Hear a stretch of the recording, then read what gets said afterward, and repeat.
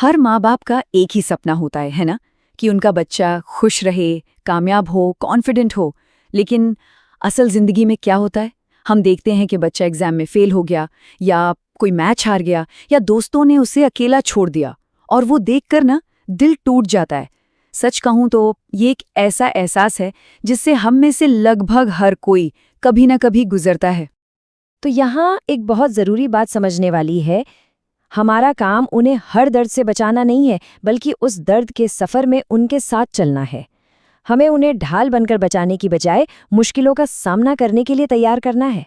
तो चलिए आज इसी पर बात करते हैं कि कैसे हम बच्चों को संघर्ष से बचाने की बजाय उन्हें इससे लड़ने और उभरने के काबिल बना सकते हैं। तो सबसे पहले ये समझते हैं कि बच्चे असल में किन चीज़ों से जूझ रहे होते हैं। 3 बड़ी इमोशनल चुनौतियां हैं जिनका वो सामना करते हैं। असफलता यानी फेलियर, अस्वीकृति मतलब रिजेक्शन, और आत्मसंदेह या सेल्फ डाउट। और पता है क्या, ये तीनों ना एक दूसरे से जुड़ी हुई हैं और बच्चे की मन पर बहुत गहरा असर डालती हैं। चलिए सबसे पहले बात करते हैं फेलियर की। एक बच्चे के लिए फेल होने का मतलब सिर्फ टेस्ट में कम नंबर लाना या रेस में पीछे रह जाना नहीं होता। ये उससे कहीं ज्यादा गहरा है। ये एक डर बन जाता है जो उनके मन में बैठ जाता है कि मैं शायद अच्छा ही नहीं हूं। वो इसे अपनी वैल्यू से, अपनी कीमत से जोड़ने लगते हैं। और ये सोच फिर ऐसी बन जाती है, मैं फेल हुआ इसका मतलब मैं ही एक फेलियर हूं। सोचिए ये कितना नुकसान पहुंचाने वाला विचार है। बच्चा अपनी एक गलती को अपनी पूरी पहचान मान लेता है, और नतीजा वो कुछ भी नया ट्राई करने से डरने लगता है, उसे चिंता होने लगती है। अब आते हैं दूसरी चुनौती पर, रिजेक्शन, यानी जब किसी को लगता है कि उसे कोई नहीं चाहता।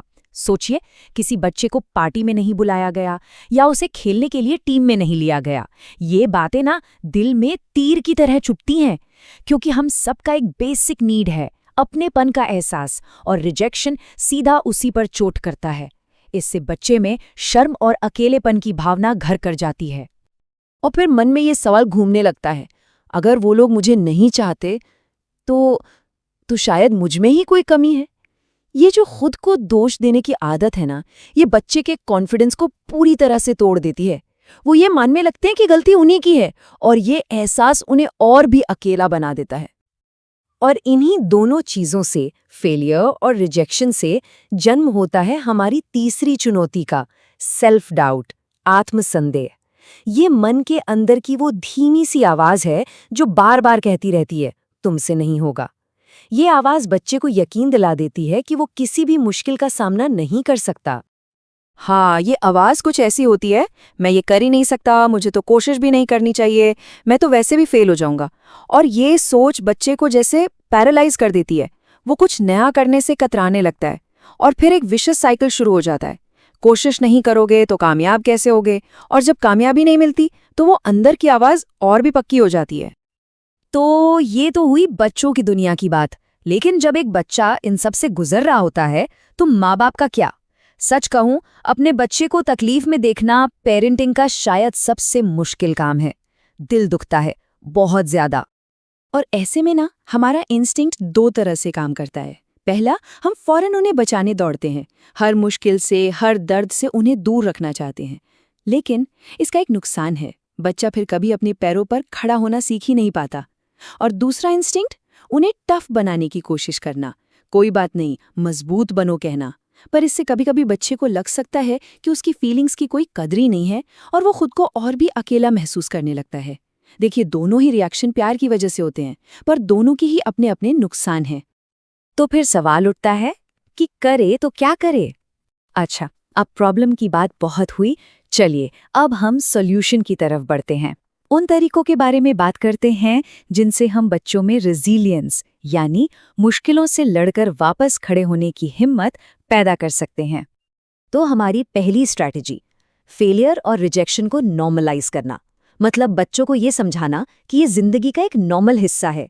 हारना या किसी के द्वारा नकारा जाना ये दुनिया का अंत नहीं है, ये बस एक प्रोसेस का हिस्सा है। पर इसे करें कैसे? कुछ आसान तरीके हैं। पहला, अपनी गलतियों के किस्से सुनाइए। उन्हें बताइए कि आपसे भी गलतियां हुई हैं। इससे उन्हें लगेगा कि ऐसा होना नॉर्मल है। दूसरा, सिर्फ जीत का जश्न मत मनाइए, कोशिश का भी जश्न मनाइए। और हाँ, सबसे जरूरी, उनकी फीलिंग्स को कभी भी छोटा मत दिखाइए। अरे ये कोई बड़ी बात नहीं है कहने की बजाय ये कहें, मैं समझ सकता हूं कि तुम्हें बहुत बुरा लग रहा है। बस इतना कहना ही काफी है। ओके, दूसरी स्ट्रैटेजी है इमोशनल लिटरेसी सिखाना। सुनने में थोड़ा भारी शब्द लगता है, पर इसका मतलब बहुत सिंपल है।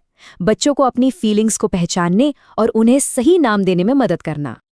ये कैसे कर सकते हैं? उनकी फीलिंग्स को शब्द दीजिए। जैसे लगता है तुम बहुत डिसअपॉइंटेड फील कर रहे हो।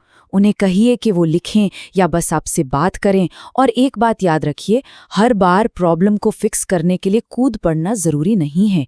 कभी कभी सिर्फ उनकी बात को ध्यान से सुनना वही सबसे बड़ा फिक्स होता है। तीसरी स्ट्रैटेजी, उनमें प्रॉब्लम सॉल्विंग स्किल्स डेवलप करना। मतलब उन्हें सीधे सीधे जवाब देने की बजाय जवाब ढूंढने में उनकी मदद करना, उन्हें कोच करना, आंसर शीट थमाना नहीं। और इसके लिए कुछ बहुत पावरफुल सवाल हैं जो आप पूछ सकते हैं, जैसे कि अच्छा तुम्हें क्या लगता है अगली बार क्या अलग कर सकते हो, या इस पूरे एक्सपीरियंस से क्या सीखा। और मेरा एक पर्सनल फेवरेट सवाल है, सोचो अगर तुम्हारा दोस्त इस सिचुएशन में होता तो तुम इसे क्या सलाह देते। ये सवाल ना उन्हें एक अलग नजरिए से सोचने पर मजबूर कर देता है। चौथी स्ट्रैटेजी, घर को एक सेफ बेस बनाना। एक ऐसी जगह, एक ऐसा किला जहां बच्चे को पता हो कि बाहर दुनिया में चाहे जो भी हो, यहां उसे हमेशा प्यार और अपनापन मिलेगा। जब दुनिया कठोर हो तो घर वो नरम कोना होना चाहिए जहां वो वापस आ सके। और ये सेफ बेस कैसे बनता है? घर में एक रूटीन रखिए। परिवार के कुछ छोटे छोटे रिवाज बनाइए, जैसे साथ में डिनर करना या वीकेंड पर कोई गेम खेलना। और सबसे ज़रूरी बात, घर में फेलियर और रिजेक्शन जैसे टॉपिक्स पर बात करने से मत डरिए। इन्हें कोई शर्मनाक राज मत बनने दीजिए। और अब हमारी पांचवी और शायद सबसे ज़रूरी स्ट्रैटेजी, खुद रेजिलिएंट बने। क्योंकि बच्चे हमारे भाषणों से नहीं, हमारे एक्शन से सीखते हैं। वो हर पल हमें देख रहे होते हैं कि हम अपनी मुश्किलों से कैसे निपटते हैं। तो हम कैसे मॉडल बन सकते हैं? छोटी छोटी चीज़ों से। मान लीजिए आपसे कॉफ़ी गिर गई, तो चिल्लाने की बजाय उस पर हंस दीजिए। अगर ऑफिस में कोई सेटबैक मिला तो घर आकर बताइए कि आप कैसा फील कर रहे हैं और आप इससे कैसे डील करने वाले हैं। उन्हें ये दिखाइए कि गिरना ज़रूरी नहीं है, गिर के वापस उठना ज़रूरी है। यही असली जीत है। तो चलिए अब हमें सारी बातचीत को समेटते हैं। देखिए, हमारा लक्ष्य एक परफेक्ट पेरेंट बनना नहीं है, हो ही नहीं सकते। हमारा लक्ष्य है अपने बच्चे के लिए मौजूद रहना, प्रेजेंट रहना। कभी आप सिचुएशन को बहुत अच्छे से हैंडल करेंगे और कभी शायद आपसे भी कोई गलती हो जाएगी। और जानते हैं क्या, ये बिल्कुल ठीक है। क्योंकि एक रेजिलिएंट बच्चा वो नहीं होता जो कभी फेल ही नहीं होता। अरे नहीं, एक रेजिलिएंट बच्चा वो होता है जिसे ये पता होता है कि फेलियर से उभरा जा सकता है। वो सीख जाता है कि असफलता जिंदगी का एक हिस्सा है, कोई फुल स्टॉप नहीं। और ये जो सेल्फ डाउट की फीलिंग है ना, ये सिर्फ एक फीलिंग है, ये पूरी सच्चाई नहीं है। तो अगली बार जब भी कोई बच्चा किसी मुश्किल में हो, तो कुछ भी करने से पहले एक पल रुकिए और बस खुद से एक सवाल पूछिए, इसे इस वक्त किस चीज़ की ज़रूरत है? क्या इसे मेरे दिलासे की ज़रूरत है, या इसे थोड़ी स्पेस चाहिए, या फिर इसे मेरे गाइडेंस की ज़रूरत है? और फिर बस वही दीजिए।